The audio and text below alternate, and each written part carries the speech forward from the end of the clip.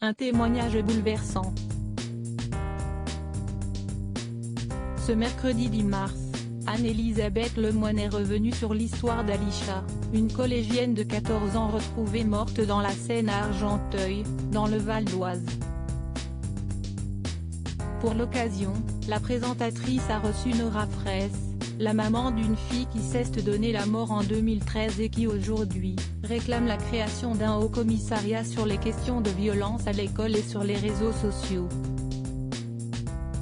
Sur le plateau à ses côtés, Jonathan Destin, un jeune homme victime de harcèlement scolaire et qui a tenté de mettre fin à ses jours.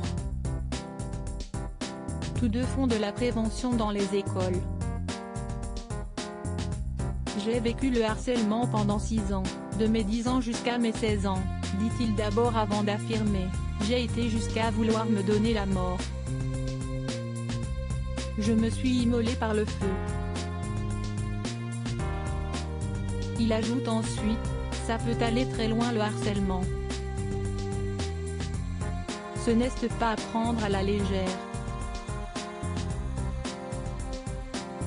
Ça va très loin avec le cyberharcèlement, je trouve que c'est de pire en pire. » Lorsqu'Anne-Elisabeth Lemoine lui demande si ses harceleurs ont été punis, c'est avec désarroi qu'il répond « Non ». Selon Jonathan Destin, ce qui l'a beaucoup aidé, c'est d'avoir écrit un livre, dit-il. Intitulé « Comme damné à me tuer », le jeune homme explique avoir choisi ce titre car c'est ce que moi je voulais faire. Aujourd'hui, il est bien décidé à ce que son enfer ne soit pas vécu par d'autres et indique « Je m'en sors en intervenant dans les écoles », avoue-t-il avant d'ajouter « Ça m'aide beaucoup à surmonter mes peurs, mes angoisses ».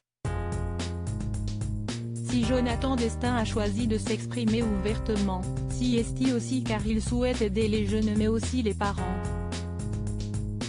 Mon but c'est d'aider un maximum de public, confie-t-il avant d'ajouter, encore hier, j'étais dans le Nord-Pas-de-Calais dans un lycée professionnel. J'y vais pour en parler, c'est ma priorité. Il raconte ensuite que, face à ces jeunes, il n'hésite pas à évoquer ce qu'il a subi, je leur dis les mots que j'ai entendus, les gestes. J'étais souvent traité de gros porc, d'insultes sur mon nom de famille, on me disait que je ne sers à rien.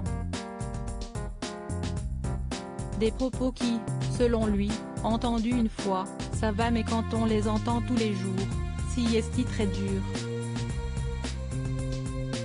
Une situation invivable pour lui dont il avait peur de parler à cause des représailles. Alisha, victime du harcèlement scolaire. Si Jonathan Destin et Nora Fraisse ont souhaité témoigner dans C'est à vous ce mercredi 10 mars, c'est aussi pour mettre en lumière la gravité du harcèlement scolaire. Ce lundi 8 mars, Alisha, 14 ans, a été retrouvée morte noyée dans la Seine lundi soir près d'Argenteuil, Val d'Oise, au niveau du quai Saint-Denis. Selon les informations recueillies par les enquêteurs, la jeune fille était victime de harcèlement sur les réseaux sociaux. Un de ses comptes avait été piraté et des photos intimes d'elle ont été dévoilées.